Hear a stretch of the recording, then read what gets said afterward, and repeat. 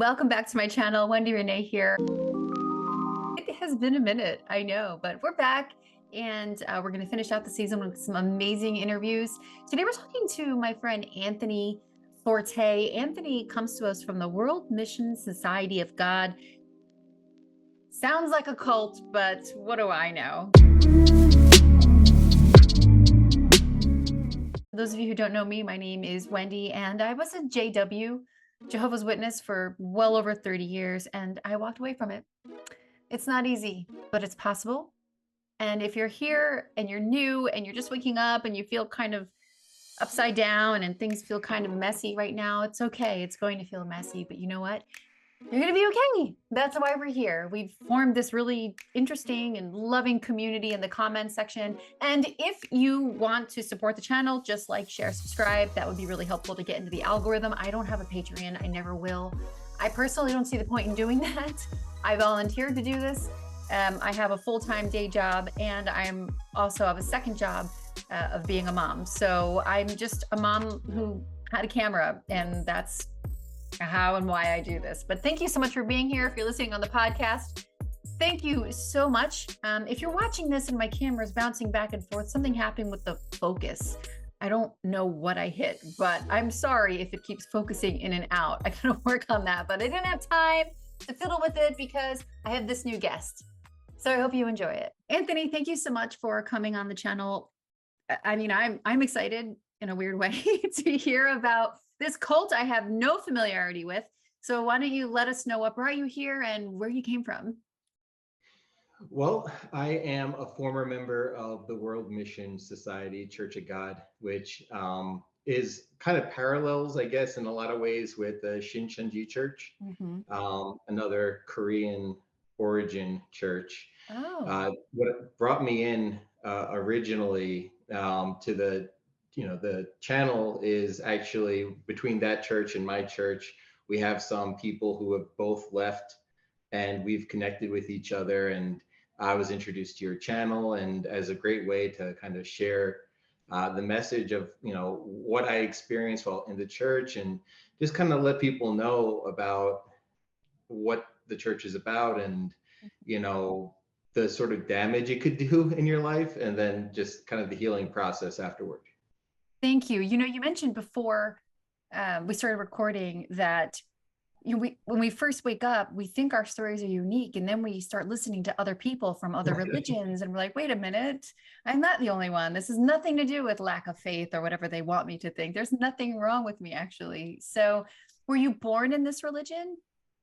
No, they preached to me on the streets of at the time I was living in New York City, Mhm. and it was the 4th of July. I was just on my way to my friend's house, and somewhere in Astoria, Queens, on a highway overpass, two people came up to me, and they were asking me if I've ever heard of God the Mother, which is like the core teaching of this church. And I wasn't really that interested in the Bible or anything like that, but I thought it was a really interesting topic. So I gave them a little bit of time, and before long, I said, "Yeah, I'll meet you for a Bible study," and that's how it all began.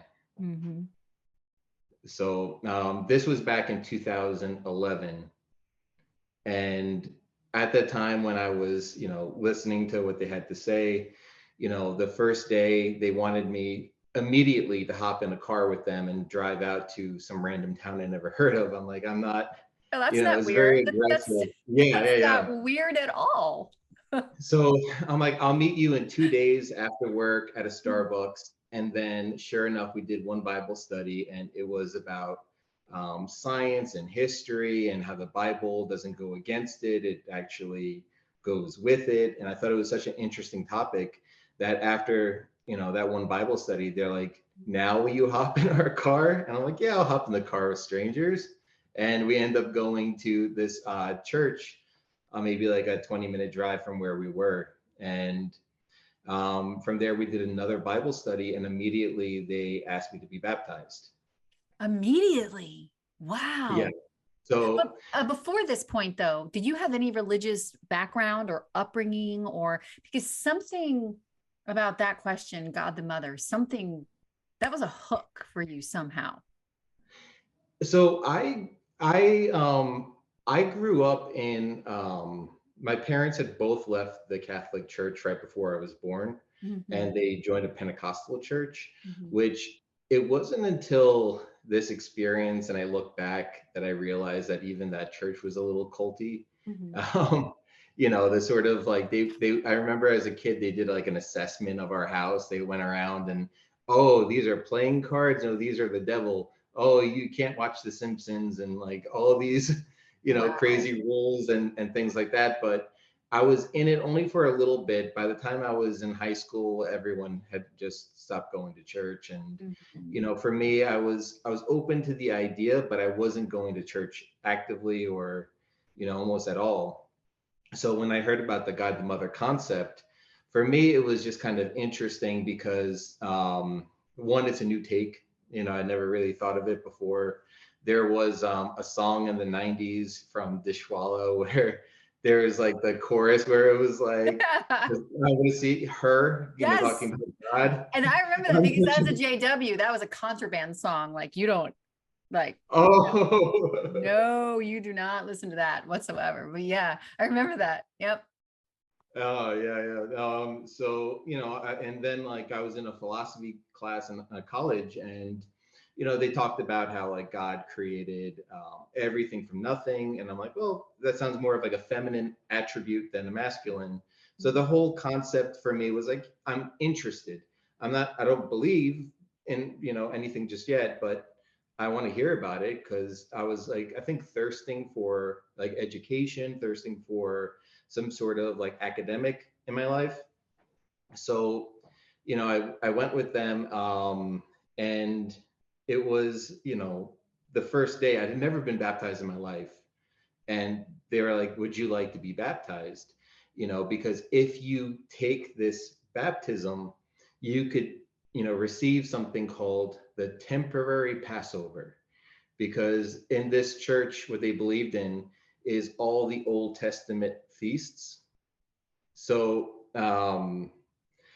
Passover, unleavened bread, first fruits, all the stuff from Leviticus 23 was like a big part of what this church believed. So, they say Passover is the way of salvation. So, I was really confused because it seemed very quick. But, I was in a setting and I asked like, what does it mean? What happens if I'm baptized? And they just say, oh, you get a little wet. Next thing I know, they're bringing me into a room and telling me to remove all of my clothes, put on a robe, and then they'll come in and completely, submerge me by like pouring water all over. And, I felt like a little deceived by that. I thought it was going to be some simple, quick thing, but it ended up being a lot more involved. And I felt like it was a little deceptive the way that they explained it to me. But I was already in the next room. People were all around me. I already said yes, I was going to do this. And now I just felt like, well, how weird would I look if I just walked away or said no, no, no, no, this isn't what I agreed to. I just felt like this peer pressure.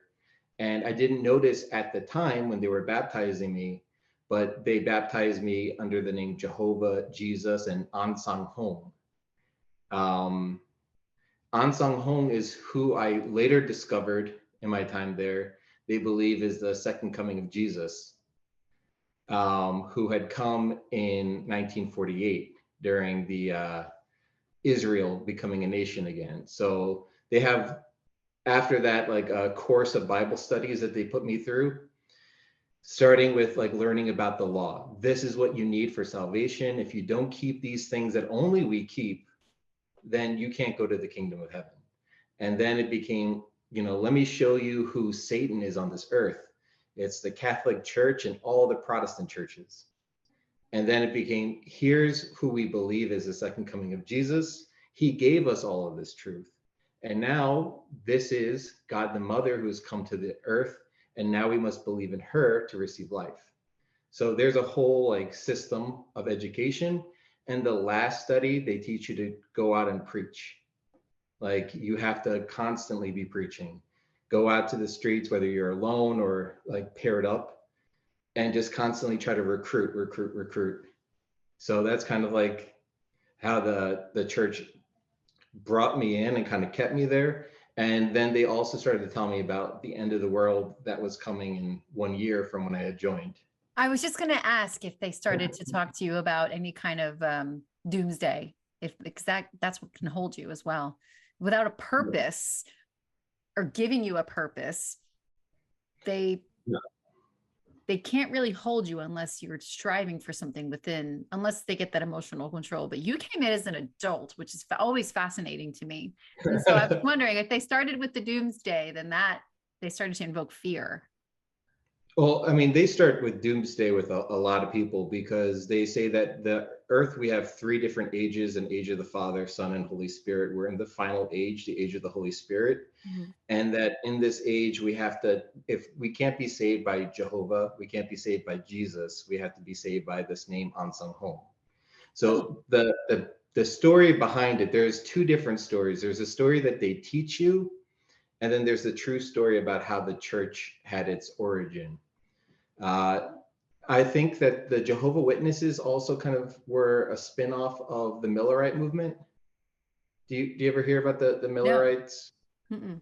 Um, I know that there's a lot of different denominations that have come out of this movement, where a man from like 1831 to 1844 was proclaiming the end of the world in 1844.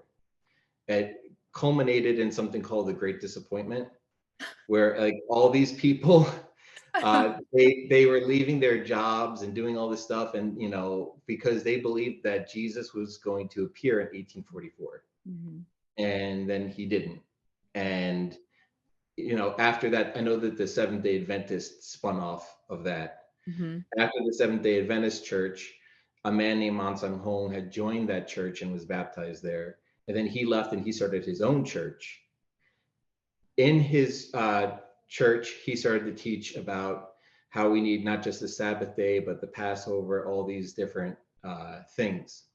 Um, he also taught that before we came to this earth, we were angels in heaven and we sinned. And that's why we're on this earth as a last chance. So the pre-existence is kind of Mormon. He also taught that just like the Seventh-day Adventist Church, that the Catholic Church and all their teachings are of the devil to confuse people, Wow. and all the Protestant churches are just a continuation of confusion. That he's the only one who came with the true message of salvation. Wow. And they used the So Bible? Did they use the Bible with this? they did use the Bible. They what Wow. they do is a lot of the cherry pick Well, is what a lot of sure. people use, where like a verse here, like out of context, another verse there out of context, and they build like they weave it together with a lot of transitions in between, and then there's always a lot of like symbolism, like the cloud doesn't mean cloud, it means the flesh. Mhm. And so Jesus comes on the cloud. No, he comes in the flesh, Mhm. like a normal human being. Mhm. They have a lot of different, like, they'll use a word and then they'll find the same word used in like a poetic way, or like in a symbolic way somewhere else in the Bible, and they'll use that to kind of tell their tale. Yeah, like whatever makes sense at that moment, for sure. I remember I gave a talk, and Jehovah's Witnesses women, they're not allowed to speak directly to the congregation, but they give talks where they talk to each other. It's kind of like a mock conversation. It's a stupid Mhm. thing about, but I gave a talk on Jesus coming in the cloud, and all the research I did, still don't get it. So I still have no idea what I said. I don't even know what it really means to this day. It's interesting that that was something that they used for you to just change it entirely.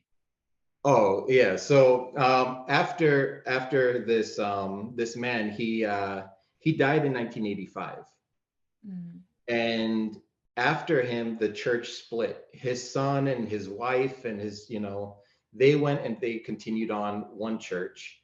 But then there was a member who was named Jul Chol Kim Mhm. and a woman named Zangil Ja. They started to say, oh, this woman is actually his spiritual wife, and she is God the Mother. And they continued on and they said, oh, look, they took a picture together.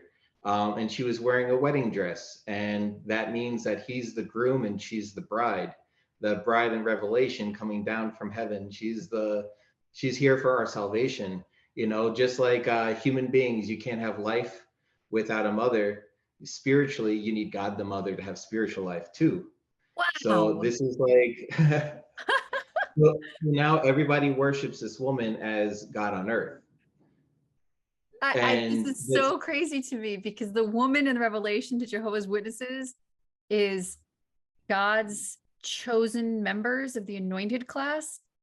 Only Jehovah's Witnesses. That's the bride. They're called the bride class, and they're going to be married to Jesus in the new oh, system, ruling over heaven. Correct me, Jehovah's Witnesses, because my prophecy's a little sketchy at this point. It's a little cloudy, well, but oh my God. yeah. So you know, the whole time we would see this woman and like, you know, we believe that she came from heaven. She remembers heaven. We on earth, we have this sinful flesh. We can't remember our time in heaven. Oh, We can't remember because we're here because we tried to murder her in heaven. oh, And oh. now she's here to give us her heart and her blood so that, you know, we can be forgiven and be made into gods in the kingdom of heaven if we can become so perfect that we're the 144,000. If we can't be 144,000, then maybe we'll be part of the great multitude that goes to heaven. Yes. But you know, you're not going to have the ability of creation like, you know, you would if you're 144,000. You won't. You'll have to die when the atomic bomb goes off. But the 144,000, they'll be transfigured and going up to heaven without ever seeing death. That's the teaching of the church. So like you always have to fight to become, because you know, as the church, you know, grew and grew and grew, you know, 144,000 became a lot more um, you know, small of a percentage. So you became even more competitive for having to, you know, be the elite of the church So because anybody could be 144,000 at that point? anybody Oh, only see, in it's JWs, not you like like the yeah, older men could be, you had to be like, I think because they said that the end of the day started in 1914. So anybody who is under the age of like 70, I want to say, but this was like in the 90s. yeah. There, you could only be old and gray haired to be part of the anointed. What? So one of the interesting things though about like their teaching, so the 144,000, it's not like people like Peter or anyone like that. They're not 144,000. We have to have better faith in this last age because you have to be there for the last day Mm-hmm. for you to be 144,000. Mm-hmm. They were also teaching that, you know, this woman will be with us, the 144,000, when we transfigure and we go up to heaven with her. They started to ease back on that teaching and gaslight it Mm-hmm. because she's 80 now. And so, so they're talking less about the 144,000 and less about her coming together with them to go up to heaven alive. So, you know, I think that they're slowly preparing for the fact that if they want longevity in the church, they're going to have to gaslight a lot about what they used to teach. Mm-hmm. The 144,000 were supposed to sing a new song that only they could know. So their hymnal book, they called it New Songs. So the new songs, the hymnals that they used to sing spoke about going to heaven alive with her alive. And now they took all of them and they burned them. They took all of these old hymnal books and they burned them and gave us new editions. Or I mean charged us for new editions that no longer reference 144,000 or going to heaven alive with her. So, you know, they're you know, moving their teaching a little bit in different directions as they see fit, preparing for what's ahead. Mm-hmm. But they've had doomsday prophecies. The first one that the church had was for 1988, and that didn't happen. But they said that the reason why it didn't happen is like Jonah's prophecy, where God said he was going to destroy the city and then he didn't destroy it. Mm-hmm. The another one was in year 2000, but I wasn't there for that one either. But I was there for the prophecy about 2012. And it was basically the world was supposed to end in that year. That's what they told us. In that year, they started to speak a little bit less about it. And then after that year, it was a lot of gaslighting. It was really a Course. difficult time Hmm. for us to understand because, the first thing that they said was, well, the sacred calendar doesn't, conclude until March. So we're like, okay, maybe we just have to wait till like 2 weeks before the Passover or something like that for us to go to heaven. And then as it continued, it's like, well, now that everything's completed, it's like a building. A building's been built, but you can't just go into the building. You need the inspector to come. The inspector needs to make sure everything is proper and in place. And so they went through like all these different things. And oh, if you're only thinking about times and dates, and you're not worthy of the kingdom of heaven. So they kept on like putting it on us, like, we weren't ready, It's your the fault. inspection's Hmm. not done, you need to become 100%. This is the time of God's mercy. It was supposed to happen, but now you have to fix it. So it was such a like an awful like gaslighting experience. Wow. Um, and it was so strange too, because we were all wishing for the world to blow up. It was like a Hmm. really strange way to live. Hmm. Um, so that was kind of like a little bit about the church history and their beliefs and doctrines. I I I got to admit, I didn't realize it while I was in, but Jehovah's Witnesses do the exact same thing. When we're praying for the end of this system of things, we're praying for everybody to die. We're praying for everybody to just be destroyed who doesn't believe what we believe. And it never registered until I woke up like, oh yeah, I want a paradise earth, but in order to get there, God's got to murder a billions of people. Okay, sign me up. Yeah. Yeah, and it was like it was really strange because they would talk about this stuff, and like sometimes I would be like the caretaker Mhm. after like a new member, like, and they're like, "Are you guys wishing that the world's gonna end?" Mhm. And it was kind of like, we want our souls to go home. That's Yeah, like, or how do I we end don't really word it that way. We have more of a that's a negative way to look at it. They would flip it somehow. Wow. So this? Yeah, like how long were you in this religion for? You got baptized on day one. yeah, So so I was baptized in July of 2011, and then I left in December of 2021. wow, so fairly Yeah. recent then. Okay. And what did that look Yeah. like for you? What happened? Well, one of the things that the church does is they have arranged marriages. Oh, So really? about a year in to the maybe a year and a half in, the pastor sat me down and um, he said, you're at the age where you should be thinking about a family. Why don't you marry this one? And I'm like, excuse me, because I had heard about it, but I didn't really know that it was true. And then I'm like, oh, okay. He said, why, you like somebody else? And like I didn't know how to answer that question. So I'm like, let me think about it and I'll get, back to you. And I asked the deacon, um, hey, he asked me about this. Is it a trick? Like, what is he trying to do? Like, I don't understand what's happening. And he's like, well, look around. Who would you want to marry? This is a blessing. You could do a lot more for the church if you're married. So I'm like, okay, well, it's, the middle of 2012 and the world's about to end this year. So I'll go for who he suggested. And, you're telling me I could get more blessings, and I could do more for the church, and I need to do as much as possible if I want to be 144,000. So yeah, open up the blessings for me. I'll get married. Well, 9 years into marriage, um, and now I'm thinking about leaving. And I built a life with this other person whose emotions and like I can't just walk away and just be done with it. On top of that, I became a deacon. I was baptizing people. I was, leading a church. I was doing Wow. all these things, and like to walk away was a very difficult decision because at this point they moved me from state to state. I was away from my family. I had no friends in the world, just the church members. And to leave, like I felt like Well, I'm in a new state. I have no friends around. Even the friends I did have, I haven't spoke to them in years. My family's all in another state. Like if I leave, I'm gonna be alone. I'm going from a time where I'm with people every single day until like midnight. Every day I'm at the church.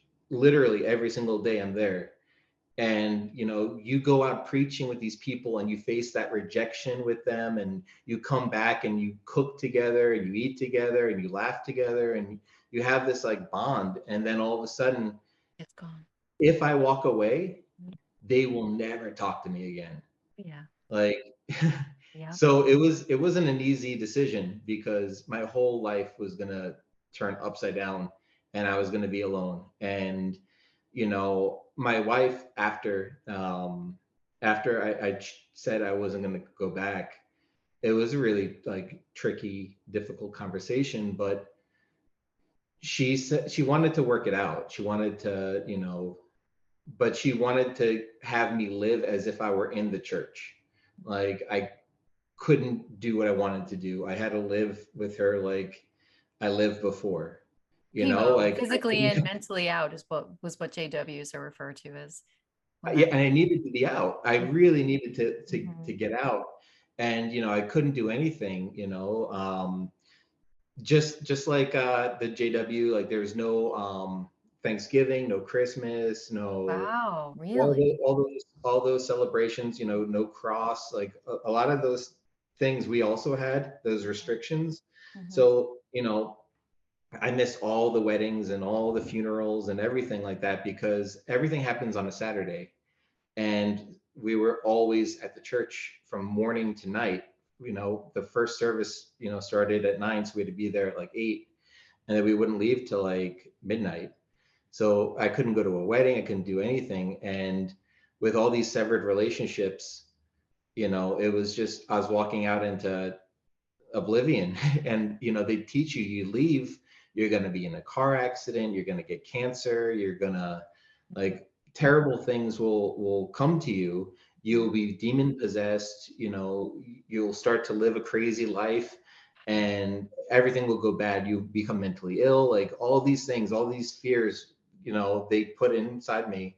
They told me that I had the seal of God inside of the church, but if I left, God's protection over me, God's going to be done with me. So Yeah. it was, it So was take me back a definitely minute though. I'm warfare. curious. You're a deacon. What was the kicker for you? What started your wake up process? What happened? Because you said when you started out, you were thirsting for knowledge, you loved to Yeah. learn, and then here you are. So what was the light bulb moment? Well, I really, really believed, and I was teaching. Mhm. I really believed the doctrine. I gave up everything for it. Mhm. And a lot of people will say that you leave, you never believed, Mhm. but that's not true. Like I really, really, with all my heart and soul, I believe this. And I would have given up anything. I did give up everything. Like I put my career like on hold. I did like everything for the church, and after some time during 2020, during COVID, I was able to, my sister, she was going through like some tough times in her life. So I'd call her and we'd have conversations, and little by little, I kind of started to feel like myself. And then another thing was I used that time because now we couldn't meet at the church. So I'm saving on, commuting time, even though we had Zoom meetings like Right. forever. Right. You had These times to crazy yourself. long Zooms. Yeah. Yeah. But and I was sitting there reading what they call the truth books, which are books written by Ansang Hong. But Mhm. I was also trying to say, because they do like studies that involve history. I'm like, okay, let me get a little bit more understanding about what happened in history. I started to see that what they taught occurred in order to fit their doctrine isn't what happened in history. So like I was, they say that, the 666 is something called Vicarius Filii Dei, a title of the Pope that he gets in a crown. Mhm. That's not true. That's never been like the title of the Pope. And every Pope has a different crown. They say that, 1,260 days means years, from 538 to 1798, the French Revolution. the fall of Ostrogoths to, like they're teaching these things in history. This is what happened and this is how it was fulfilled. Well, I found out that Ostrogoths, this nation, didn't fall until like 554. This was they stole this teaching from the Seventh-day Adventists, and they even admit they got the stuff wrong. And they talked about the Millerite movement. They say that there was a 10-day fulfillment, but it wasn't 10 days, or well, 10 years, it was 14 years. So everything didn't match up like they said. And these are things that were crucial to their prophecies in order to prove the church to be true.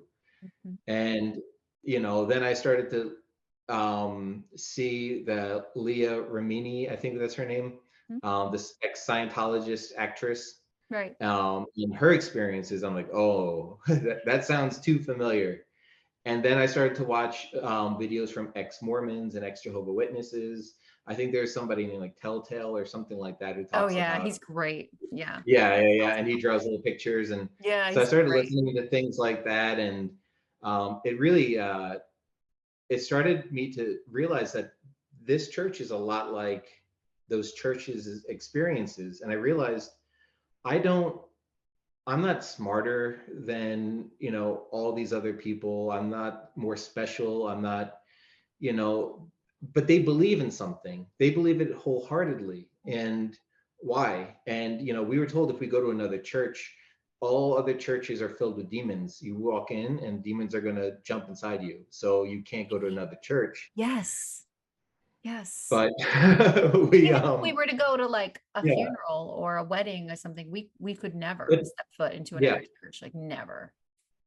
Yeah, only if there was like a member who had like really low faith, they make different rules for different people. But Uh-huh. there would be like if they do a prayer, you walk out. Yep, Like, you absolutely. walk out of Yep. the funeral, walk out of the Mhm. wedding. Like it Mhm. was like that was the way that it would be done. But ultimately, it was like they'd say according to your faith, which was their way Wow, so to they would put that on you then. yeah. How does one know they're anointed?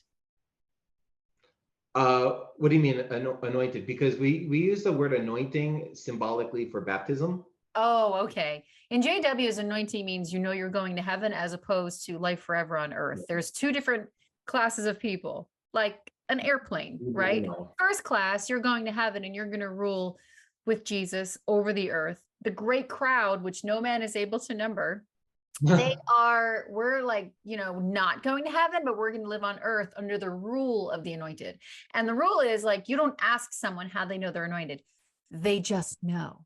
That's it. Oh, There's no proof. There's no, I'm anointed. How do you know?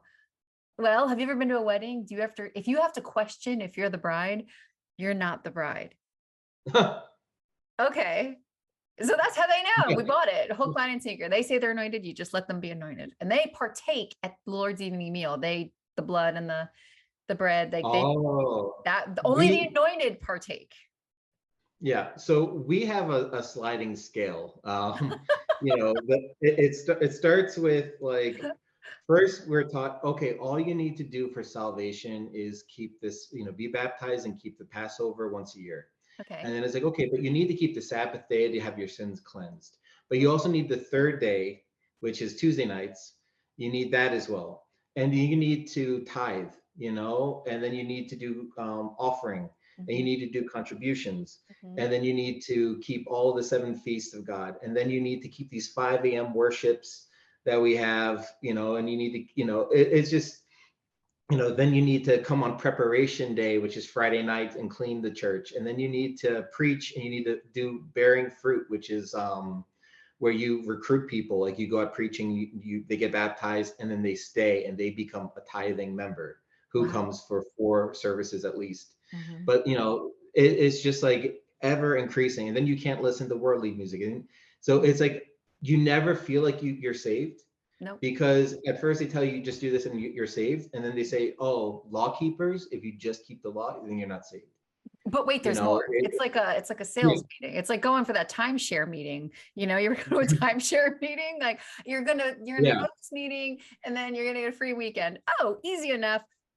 No, not it's Yeah. not easy enough. There's more. You joined a timeshare cult now. Yeah, I Yeah, get it. yeah. So it's always like they add on, but Mhm. like it's always just a little bit more than what you're doing. Yep. Like they're not going to tell somebody who's just kind of like coming for the services, oh, you need to do that. You know, like they're going to make them do a little bit more, and then a Mhm, little bit more, and it's mhm, kind of like per person. mhm. Like everybody has the bar just above their head. And Like then the they're just gaslighting totally, comes into where if you were to, and you telling this part of your story, the members or I don't know if you guys have like a policy book or a handbook, other members who are still believing will totally refute everything you're saying. That's not true. That's what you yeah. heard. Because it's this indirect, it's like an indirect coercion. It's not in the policy book, but that is how things are done. Yeah, no, it's true. I could imagine, them listening to this and trying to deny. Because I remember when I was in the church, Mm-hmm. if I heard any criticisms, like even like the 2012, like they Mm-hmm. were giving us directions that we should like, one church we bought a generator and we've stocked it with like bottles of water and canned goods, and we were always told have these emergency prepared things and always have one of father's books on you, and like Mm-hmm. because it was supposedly the end of the world, and Mm-hmm. we're told like everything that's going to happen outside, and that we're going to be told one day no more preaching, and that was going to be the end of it. And Yes. yeah, like we were told all these things, and then afterward, then I was like, oh no, we never taught that. No, no, it was something like you just misunderstood. Like I was part of that. Like, they made me believe I understood it wrong. Mm-hmm. And then I'd have to tell other people, like, no, no, that, we were only talking about salvation. We're talking, we don't focus on the end of the world. We focus on salvation. And that's all we talk about.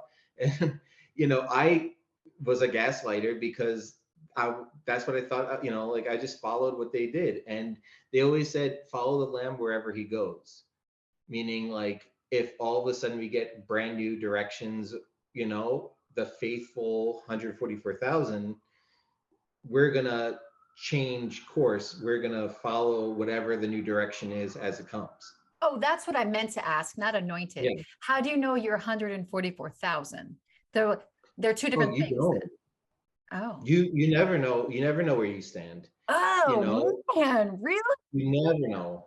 Wow. Like nobody can say, you find out at when the atomic bombs are going off, if you transfigure at that moment and you go up to heaven alive, then good job.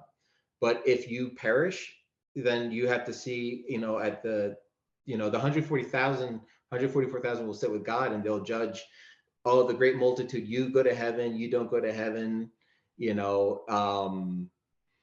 So that's kind of like what they say is going to happen, is that you die and then you get judged, whether or not you can be in heaven or not. The mental gymnastics you had to So you go could through. be, yeah, and it's just like you never feel like there's enough. And there Mhm. was an old teaching that it's going to be 3% of the earth's population that's going to go to heaven. Like that was one of their teachings that they had. Okay. You know what I find fascinating about all of this? What? Jesus came and did away with all these rules, right? For our listeners who still believe in some form of Christianity, Jesus was like, listen, my yoke is kindly and my load is light. You make the word of God invalid by your traditions. Relax. It's not that deep. That's kind of how Jesus was, right? And yet we have all these Yeah. religions that are like this rule, this tithe, that tithe. Ooh, you're not going to make it. Ooh, you're so close. And Jesus, no, like I feel like he's like, you're all wrong, all of you. Whatever you're doing, stop. And I just find it so fascinating that religions now claim to be Christian. They're nothing like Jesus, like absolutely nothing like he was. Yeah, and it's tough too because it's not like we believed in like a ruling like, oh, this is just prophets. We believe that our leader is God. Mhm. So So do no we. matter what, like above the Mhm. Bible, above everything, whatever this old lady says is, Yeah, and like, we really believe that she remembers heaven. So she's like, your wings will be 5 miles wide. And like we're all just like, wow, like that's amazing. This And reminds me of we like believe, never-ending yeah. story. Remember when you were a kid and Sebastian had to go Oh, save the princess? Exactly what it sounds yeah. like. And something you said was really interesting. You said, you did the gaslighting too. That's what we do when we were victims. That's what narcissistic abuse is. These religions, they make otherwise rational people do very irrational things. And I'm sure before you joined as a fully functioning adults that this is completely contrary to the kind of human you were before they got their meat hooks into you. Oh, I mean, I really tried to hold on to, Mhm. some of my core values. There were definitely things that like I wasn't comfortable with. Like, this church, so like, the church is under scrutiny because it used to not force but coerce abortions on the females because they uh they didn't want the women to focus on their child, but rather to preach and bring more people. And that the world's about to end, and like how dreadful it would be on the day for nursing mothers is like a line that they would use. So they didn't want, do you really believe that Father's coming? Do you really believe? That would be kind of the coercion that they would use. And there's lawsuits out against them right now because people have, you know, lost their children that they wanted to Wow. have because of this group. But I never would insinuate something like that. Or they had things like rebuking, where you'd have to yell at somebody and put them down. Like I never felt like, I'm not that kind of person. I don't have that in me. So I never was able to, I'm not, I'm not like that. So There is like, always this question, right? And I ask this, yeah, if any believing JWs or members of your form of religion are watching, my question always is, if you believe in the leadership, and listen, we're all told it's God, right? We think we're yeah, doing what no, God wants, but at what point, where's the line? Right? With Jehovah's Witnesses, the governing body. With your religion, it was the father, the mother, the leader. At what yeah. point does your integrity and your values overtake that? Where's the line? This is what my question is for all these people who are still in it. And honestly, I can say with full confidence, while I was on the inside, I didn't have one. I would have done whatever they told me to do. I would have drank the Kool-Aid if that was me at Joe's. Yeah. 110%. That's the Yeah, scary if they told me that disobedience you have to drink poison, like part. I I really like I don't doubt that I believe that much that I would have given up my life for the Wow. church. And so you're here And now and you're raising awareness about this. What did the leaving process look like? Is there shunning? Is there public announcements like in the JWs? What does that look like? so for me it's kind of like everything was like a little bit behind the scenes because I wasn't there to really witness it. Mhm. Sometimes there are meetings, sometimes they talk about people at meetings. Uh, it's not too often you find like a leader who leaves the church, Right. like somebody who was leading a church, like they're usually in there a bit longer, but there have been cases like that. um Basically, when I was leaving, I noticed that like people just stopped responding to text messages and things like that because like even though I knew that they probably would, I would still try to reach out, or if I thought of them for some reason I would send them something, but nothing. Like, and then as people were finding out I was leaving, and other, because I moved around a lot, so I had connections all over the East Coast. um I'd reach out to like people I was close to, and at first they would respond, but then I'm like, oh yeah, just by the way, like I left, I hope that we could still like connect and chat. You mean something to me. So, and then like, yeah, of course. And then silence after that. And so I had to kind of like rebuild, and it was I ended up trying for like about a month to stay with my wife, but I realized I could never leave the church unless I left her. And really it wasn't a marriage built on love. It was a marriage built on, we have this thing in common and we're working for the church together. And without that, why deny myself to find like, real love and, actual like relationship. So yeah.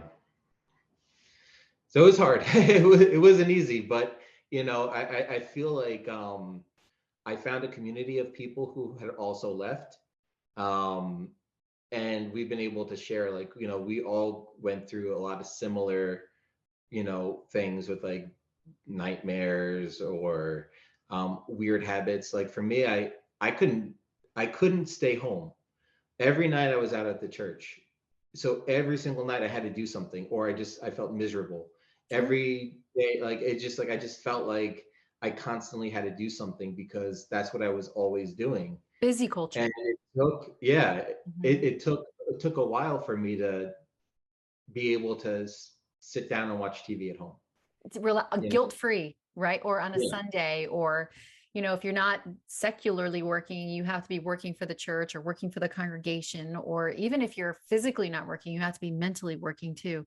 I know so Mhm. many people who, when they stop going, whatever the religion is, the hardest part is relaxing. That's one of the hardest part, because you're just set in this perpetual hamster wheel of striving for something. It's kind of like corporate America, which I don't have much Yeah. experience in, but I've seen a lot of people who are, that it's a rat race. You're constantly striving for something more, and religion does the same thing to you. Without, I think the releasing yourself of the guilt, I think the emotional control is one of the most. But once you dismantle the doctrine, the emotional control Mhm. seems to be one of the most difficult, because the emotions lead to behaviors. And that Yeah. is where it's really a challenge. You were a deacon. So a deacon is the highest in your religion? No, no, no, no. So it goes from like you're a member, and then you could become like a team leader, group leader, a deacon, and then after that it goes into a missionary, an elder, then a pastor. Ooh, what were you again? So I Deacon? was like, was it What were you, deacon? deacon? Yeah. Oh, you had a couple more ranks to go. I don't know. Yeah, well, they put me in. They put me in like this educational course because they wanted it to become Mhm, like your job, mhm, and I didn't want that. I really like I couldn't imagine doing that full time. Like mhm. even when I was really in it, I just didn't feel like I could do it.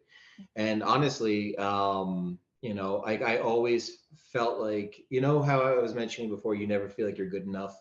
I kind of felt like that. I felt like I couldn't imagine getting on the payroll. I couldn't imagine getting paid from the members to do church activities, Meanwhile, like I'm like, why am I losing faith? What am I doing wrong in my life? Like I thought when I was losing faith and I wanted to leave, I'm like, I was assessing my life, like why, like what do I have to get rid of? What am I doing that's so wrong that like my faith is going this way?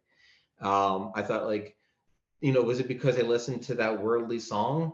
Was it because I You watched, start like auditing yourself, yeah, right? yeah. Yes. You Mhm, start to do like the self-assessment, like mhm. I I must be doing something really bad Oh, that my God's letting go of my hand. mhm. Like that's what I felt like when I was losing faith. And I had to realize that, well, maybe it's not, God is losing, like letting go of me. Maybe I'm just opening my eyes to what this church really is, without like this false cover of making excuses for all their misdeeds. So Yeah, there becomes this point in the deconstruction process where you realize you actually weren't the problem. It's our thinking that was the problem, and we yeah. can we can always change that. For the JW men who are watching this, I think your story is, well, actually, most religions, it's so inspirational to see a man leave. One of the challenges that when men leave the organizations, that the titles and the ranks and the behaviors and the leadership, none of it matters outside the religion. Like nobody, like it's like I have one, there's this community of former leaders in the Jehovah's Witness organization. Inside the organization, they have all these privileges, and they kind of, they're at the helm, right? And then they leave, Yeah. and none of that matters. You talk about I'm losing a sense so, of yeah, purpose that was just given to you. I'm How so do you happy deal you with that? mentioned that Yeah. Yeah. because I look at a lot of the leadership who are on the payroll, Mhm. you know, and I think that a lot of them, they have to know that this is made up, this is fake, and that old lady is not God. I know that they know, Mhm. but they can't do anything because for the last however many years, this is all that they've been doing. Now they're in the church and everyone treats them like they're this prophet, like they're this like they're God. Yeah. Anything that they say, they never lose an argument. Mhm. Everyone reveres them. They say jump, everyone says how high. Mhm. If they leave, they lose their car, they lose their money, they lose their health insurance, they lose where they're living. Everything goes. Like they have nothing. And then like what are you going to put on your resume? You know, I was a missionary at a church, and where are you going to go? Entry level somewhere? Mhm. So I can't imagine the situation that they're in. They're stuck. That you is know really where are they sad. supposed to go? With So JW men, it's all volunteer work. Their secular life, it's not intertwined. For many, it is, though. Like Jehovah's Witnesses stick within their own communities. So a lot of mhm, businesses are aligned. They only hire JWs. They won't hire anybody who's not a JW. So a lot of people will lose their jobs. A lot of livelihood is wrapped up in this. And then there's your self-worth. I've spoken mhm, to so many men who've left leadership positions in religion, and that their identity was wrapped up in it. Just like I used to be a wife, and my identity was wrapped up in being a wife of a Jehovah's Witness man. And that was what I was born and raised to believe was my purpose. There's no aspirations for women. I don't yeah. know about your former religion, but women, there's no aspirations at all. Something you said that was really interesting when you watched the Leah Remini special, and I'm curious if this was the same way for you.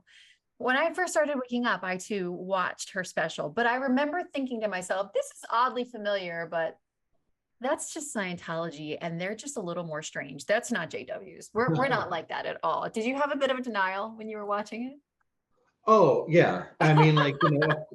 I Yeah. mean, that wasn't the only, but then I had I went on Facebook and I noticed that the Mormons were giving away free Bibles. So I asked a Mormon, hey, do you want to, like talk sometime?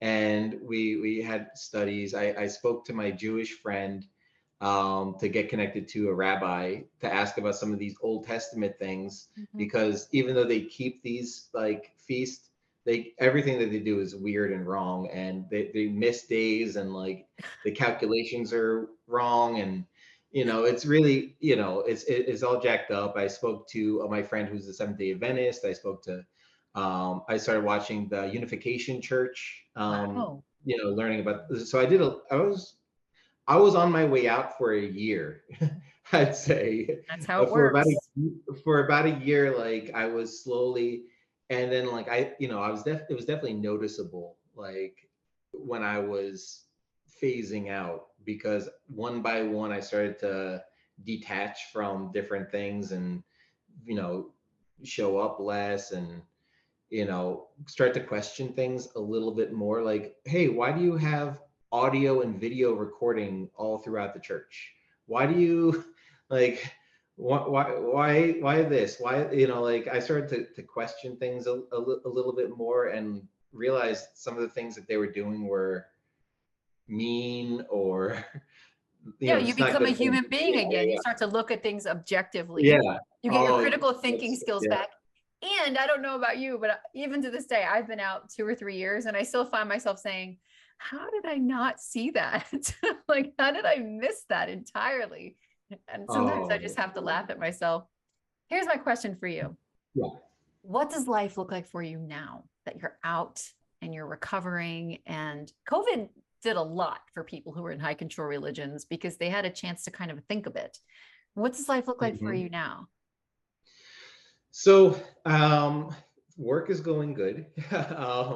So I've been like focusing, a bit on that. When it comes to religious, things, I'm taking my time with figuring out what I want to do. I don't want to just jump into something and be Mhm. baptized on the first day like I did before, I mean, yeah. because Mhm. rushing into something, there's probably things to be learned about that. But um, you know dating, going and like making friendships, building connections, uh, doing things that I'm interested in, going to like museums and exploring. Now I'm kind of in the Virginia, DC, Maryland area, so I go to DC quite a bit and trying, new foods and meeting new people and just really like focusing on my interests and really doing a lot more connecting to family. I wasn't really too connected to them for almost the entire time I was in the church. And,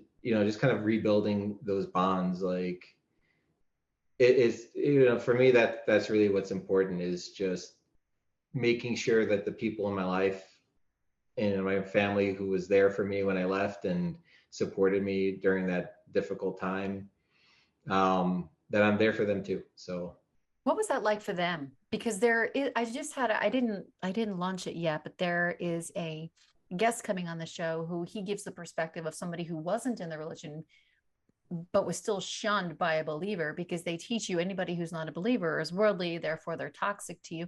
What was the perspective of your family once you left and they kind of retold the story now that you had woken up? well, it's kind of like this. When you're there, they teach that there's an earthly system, like an earthly family, and then there's the heavenly family. Mm-hmm. And this earth is just a shadow. So, like, your mom doesn't love you like Heavenly Mother loves you. Your father doesn't love you like God loves you. And your Right. siblings don't love you like your Brothers spiritual and siblings in the sisters. church. Your Oh, brothers. yes. Like, so that's the real family. This is just like an imitation, just so you can kind of understand it. Mm-hmm. So when you devalue them, and you separate from them because you're just focusing on what you think is your eternal family, and you forget about the family that's your blood. So um, it they knew something was changing with me. I was kind of like always independent, and I was living, on my own, away from everyone, and just going through like this individual growth process when I joined the cult. But um, they noticed that I changed. I became very like closed. Like I wouldn't, laugh or joke or do things like I used to do. I was very reserved and very like, uptight and, always in a suit and always, Really? very different. Like, this, I wasn't allowed to have a beard. This is my rebellious Really? beard Yeah, after I same. left. JW men, same. Um, Mm-hmm. so, things like that. So they realized, and my sister now, she didn't know what I was going through because I didn't tell her. Like I would lie to my family when I'd speak to them because they wouldn't understand Yeah. what I was doing at the church without the church looking bad. So I would lie because I was trying to protect the church's image. So I lived like this life where I couldn't be honest with anybody. And lying to them, like I just even like that made me feel more separated from them.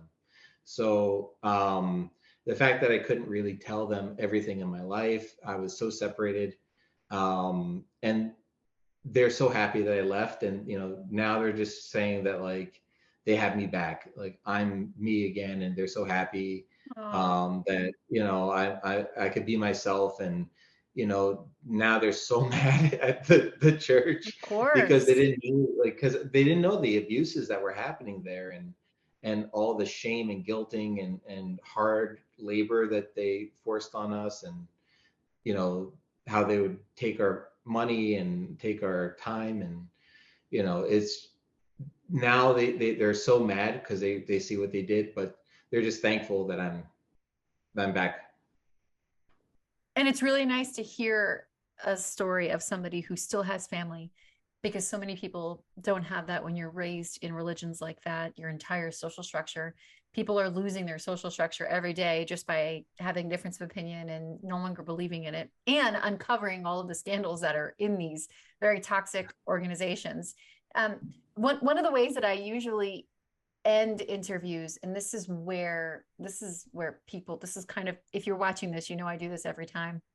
If you can go back and talk to yourself, maybe right before you woke up, if you can offer, because he's in the audience, right? You could talk to that leader in any organization and he's afraid to change his life. He's married. What would you say to him? Uh, Honestly, it's, research is not the tree of the knowledge of good and evil, like they said. Mm. Really look into what they're teaching. If you believe it so much, it should, and this is really from God, it will go without any scrutiny. It won't fall apart. You won't have to make excuses for it. So really do the research. If they're using source material, see who's the author. If they're using, history, look into history.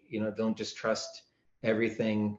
And that will hopefully open your eyes, because I know that it was really helpful for me to leave. So hopefully that could have made me leave earlier if I would have been more comfortable to do my own research and not be scared to get information.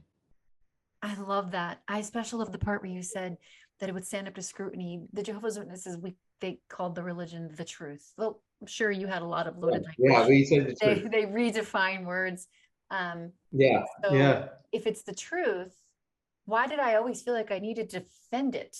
It was I would do that all the time if they would change their policy, which it was always called new light, like they got some bump on the head of Holy Spirit, but they're not inspired. So, oh, it's new light and they're allowed to make mistakes. Okay, interesting. And I would make excuses for them all the time rather than just scrutinize Mhm. and say, wait a minute, if I want to buy a Honda, I'm not going to go to Honda's website because it's going to be all Yeah. good stuff. So things like that, it just never occurred to me. So it sounds like that's what you're encouraging as well. We're so thankful for that.